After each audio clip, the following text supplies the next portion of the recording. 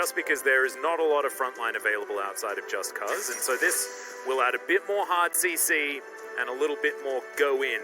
And we also saw Keria have a wonderful performance on this in-game #1, managing to snipe Ezreal's left, right, and center with those Zenith Blades. It's also a good matchup into Rakan, right? And that combined, it does make sense. Downside of this is that if everything maybe impacts a little bit until he gets his tier stacked up, which he should be able to pick up on his second back. First back, of course, reserved for a nice serrated Dirk. Otherwise, finds Pyosik inside his jungle.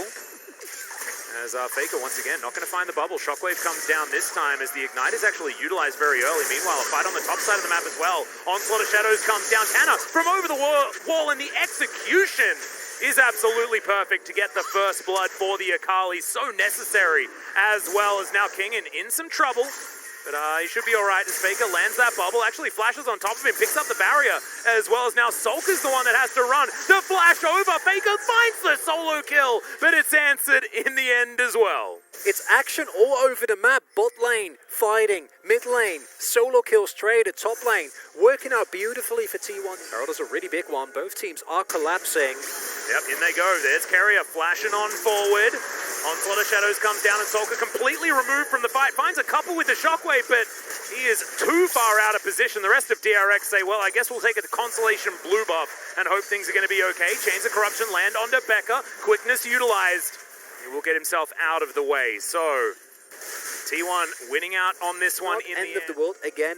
The wombo combo is insane. Might find a kill here. Yeah, we're looking for it. Pyosik's going to dive on top of Keria right now, keeping himself alive for a while, but the exhaust is going to be put down. Solar Flare comes through as well. They trade 1 for 1, and now Teddy's looking for more. The teleport coming through to help out.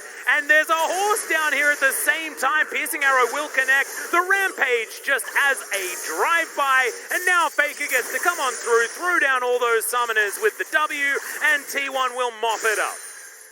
And DRX looked so good in the games that they won, but now they're just getting outmatched all over the map. Kana also having to use his ultimate defensively. Sorka going for a roam. DRX want to make a cross-map play. Yep, they're looking to see whether they can get up here. Let's hope that the Shroud's going to be available. A Shuriken backflip to get out of the way of the UFO.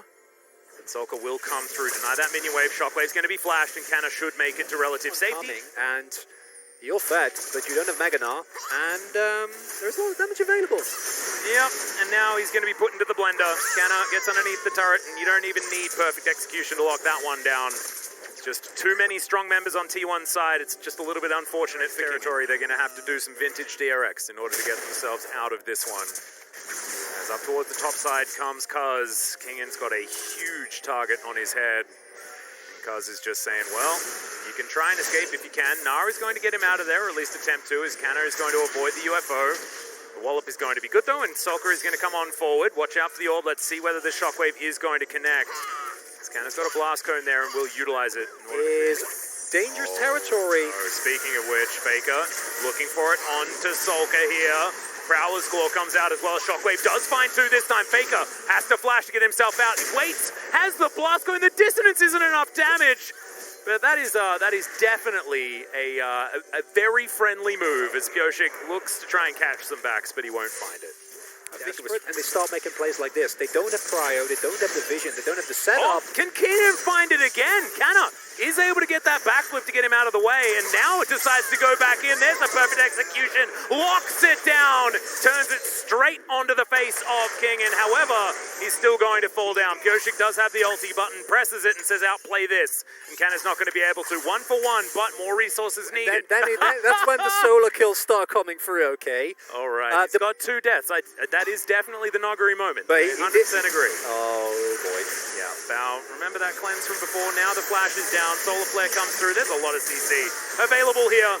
Grand entrance. That's pretty cool, but I think Faker can actually survive this pretty comfortably, and now Becca has to escape. Sulker going to move on down. He's been putting out fires this entire game.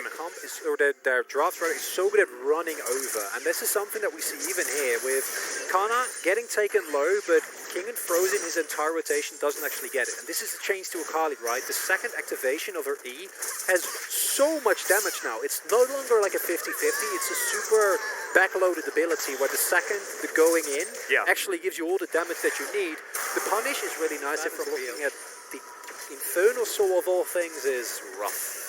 It is 2 items already completed as well. Horizon Focus is done as now Cuz going to get engaged on in the bouncy castle. Not going to be pulled back by that shockwave as Cuz is going to ulti out. Solka takes a bit of damage from the Paddle Star, but will remain alive. And T1 also going to get out of there.